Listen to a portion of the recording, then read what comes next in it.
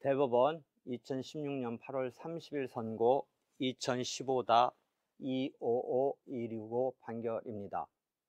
대한민국 법원이 개성공업지구 현지 기업 사이의 민사 분쟁에 대해서 재판 관할권을 가지는지 여부 및 소송의 목적물이 개성공업지구 내에 있는 건물인 경우에도 마찬가지인지 여부에 대한 것이 쟁점이 되었습니다. 2016년 8월 30일 선고 2015-255265 판결인데요.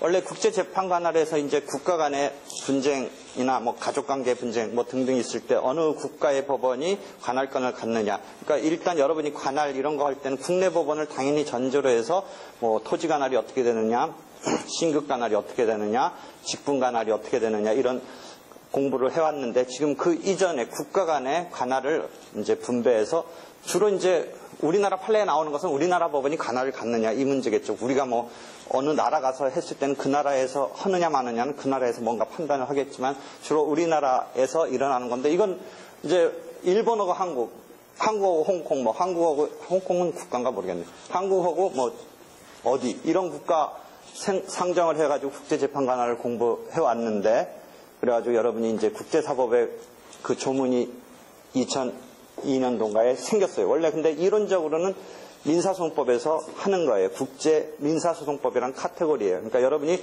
국내적인 것만 생각을 했을 때는 우리나라 법원 속에서 일반적인 관할 따지는 거. 그 다음에 중복제소 배웠을 때 우리나라 법원의 전제로 해서 동일한 사건이 또 제기됐을 때 어떻게 될 거냐. 이런 문제가 외국에 소송이 제기됐는데 우리나라에서도 같은 급의 소송이 제기됐을 때 그게 국제적 중복제소예요. 그러니까 교과서 읽다 보면 그런 게 나오는데 그 다음에 미국에서 받은 판결이 우리나라에서 이제 집행을 어떻게 할 거냐. 그러면 승인해서 집행을 한다. 이런 단계가 217조의 조문에 있어요. 실제 지금 이거는 어떻게 되는 사건이냐면 개성공업지구에서 뭐 작년인가 재작년에 철수는 했지만 한국 기업 간에 거기에 땅은 그 사용 뭔가를 권을 얻어서 사용하고서 건물을 나도 자세한 내용은 모르지만 한쪽이 같은 국내 기업인데 한쪽한테 빌려줬다가 돌려달라 이런 사건을 이제 어디다 냈냐면 제일 그쪽 개성에 가까운 게 어디냐면 고양시 거기다가 낸 거예요. 그런 사건이. 그래가지고 이 사건이 일단 당사자는 이제 한국 사람들 간의 기업인데 북한도 국가로 치느냐 마느냐가 헌법에서도 문제가 되잖아요. 만약 우리가 헌법에서 보면 북한 쪽까지도 우리나라 국가라면 이게 국제재판 관할이다 아니다가 아닌데 또 사실상은 요새 미사일 쏜다고 해서 문제될 건 겁내는 건 아니지만 그 실체가 또 인정 안 되는 건 또 아니고 이러니까 참 애매해요. 완벽한 의미의 우리가 국가라고 할 수도 없고 헌법상 보면 우리나라 영토 범위라고 맨날 하면서 거기서 이제 딱 터지니까 이걸 어떻게 할 거냐. 그래가지고 지금 문제가 터진 거예요. 그 사건이에요. 그래서 그 건물이 부동산이 개성공업지구 내에 있기 때문에 국제재판 관할에 있어서는 이제 여러 가지 따져보는데 그래서 뭐 실질적 관련성이라고 해서 국제사법의 어떤 추상적인 어떤 규정도 있는데 이게 보통은 국제재판 관할에서 중요한 포인트는 그 해당 부동산이 있는 곳. 우리 국내 사건도 부동산 소재지 이런 게 부동산 관련 소송에서는 중요한 그 결정하는 요소잖아요. 그러니까 이것도 개성에 있는 그 건물에 대한 소송이기 때문에 그 지역, 개성. 그럼 개성이라는 거는 이른 북한을 하나의 국가로 본다면 우리나라에 관할권이 없다. 남한에 관할권이 없다. 이런 얘기까지 되는 거고. 그러니까 이쪽 피고는 관할권이 없다고 우긴 거고 원고는 관할권이 있다. 그 다음에 피고는 설사 관할권이 있어서 인도하라는 판결이 나와도 개성에 있는 거가 어떻게 집행하느냐. 개성에 있는 거 집행할 수가 없잖아요. 그러니까 이건 소의 이익도 없다. 이런 식으로 대꾸를 한 거예요. 피고가. 이해하겠습니까? 쟁점은 두 개예요. 관할이 있느냐. 그 다음에 소의 이익이 있느냐.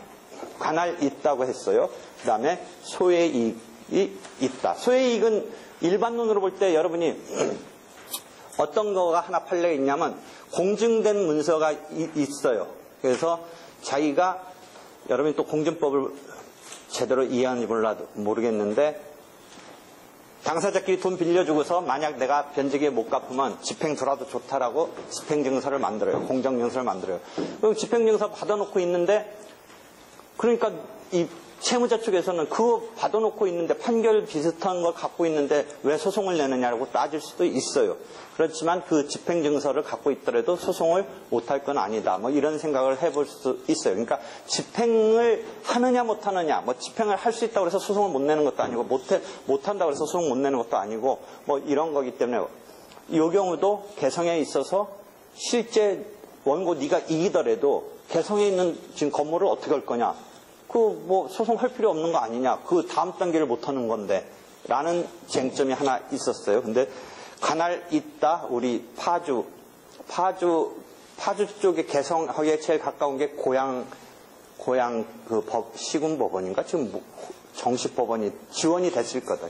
지원이 됐을 거예요. 의정부 지방법원 고양 지원일 거야 아마. 그래서 관할 있다. 그다음에 집행할 수 있느냐 여부와 관계없이 소의 이익이 있다. 한번 볼까요? 사안을 보면요.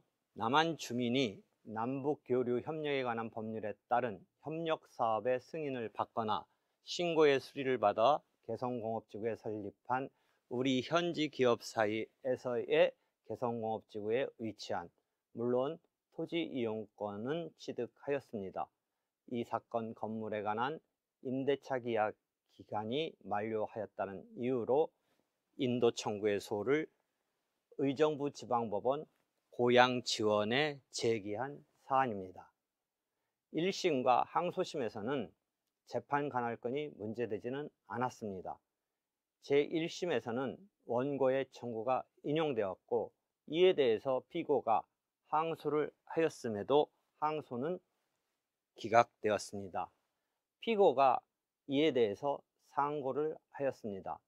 상고 이유로 비로소 대한민국 법원의 재판 관할권이 문제가 된 것입니다. 나아가 피고는 주장하기를 원고가 개성공업지구에 위치한 이 사건 건물에 관한 인도 청구의 소에서 승소하더라도 결국은 강제집행이 곤란하므로 이 소송은 소의 이익이 없다는 주장을 펼쳤습니다. 소송의 경과를 보면 상고심에서 상고가 기각되면서 재판 관할권에 관한 쟁점이 대한민국 법원이 개성공업지구 현지 기업 사이의 민사 분쟁에 대해서 재판 관할권을 가지는지 여부에 대해서 가진다.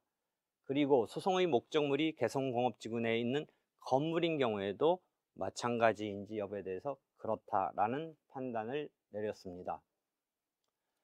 판시 내용을 본다면 개성공업지구 지원에 관한 법률 등에 따르면 개성공업지구를 국가산업단지로 보고 정부가 개성공업지구에 설립된 우리 기업에 대해서 관계 법령에 따른 각종 지원을 할 수 있도록 하고 있고 또한 이에 고용된 남한 주민에 대해서 국민연금법 등을 적용한다고 규정하고 있습니다.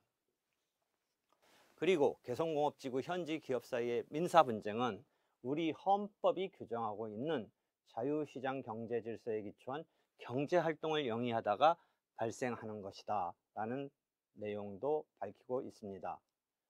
그리하여 대한민국 법원은 우리 현지 기업 사이의 민사 분쟁에 대해서 당연히 재판 관할권을 가지고 이는 소송의 목적물이 개성공업지구 내에 있는 건물 등이라고 하여 달리 볼 것은 아니라고 보았습니다. 한편 이행해소는 원칙적으로 원고가 이행 청구권의 존재를 주장하는 것으로서 권리보호의 이익이 인정되고 이행 판결을 받아도 집행이 사실상 불가능하거나 현저히 곤란하다는 사정만으로 곧바로 그 이익이 부정되는 것은 아니라고 판시하였습니다. 이 사안과 관련해서 일단 재판 관할권을 보도록 하겠습니다. 보통 재판 관할권은 국내 법원과 외국 법원 사이의 재판권의 한계와 관련된 개념인데 일반적으로 사회적 민사사건에 대해서 외국 법원이냐 국내 법원이냐 어느 쪽의 법원이 재판 관할권을 가지느냐 할 때의 의미로 사용합니다. 물론 이 사안에서는 국가 간의 문제는 아니고 남한의 법원 또는 북한의 재판소 어느 쪽이 해당 민사사건에 관해서 재판권을 행사할 수 있는가 하는 문제가 쟁점이 된 것입니다. 이러한 문제가 처음 불거졌는데요. 남한과 북한 사이의 민사분쟁의 재판관할건을 그럼 어떻게 결정할 것인가? 세 가지 입장을 생각해 볼 수 있습니다. 우선 헌법 제3조 영토조항을 근거로 북한의 경우에도 남한, 우리나라의 법원의 재판관할건이 미친다라는 전제에서 우리나라 법원의 재판관할건만 인정하는 견해입니다. 한편 두 번째 견해는 북한을 외국 국가로 보아 국제사법의 규정을 적용해서 즉 국제재판관할건 규정에 따라 재판관할건을 정하여야 한다는 입장도 있을 수 있습니다. 세 번째 입장은 북한은 외국 국가는 아니지만 남북한 특수관계론상 외국에 준해서 재판관할건을 정하여야 한다는 입장이 세 번째 입장이 있을 수 있습니다. 국제재판관할건에 있어서는 보통 통상적으로 부동산은 영토를 구성하고 증거조사 등과 관련해서 필요성 때문에 그 소재 국가의 재판관할건을 인정하고 있습니다. 물론 이 사안은 임대차 계약 만료로 인한 인도 청구이긴 하지만요. 통상은 국제재판관할건에 있어서 부동산 자체의 소재 국가의 재판관할건을 인정하고 있습니다.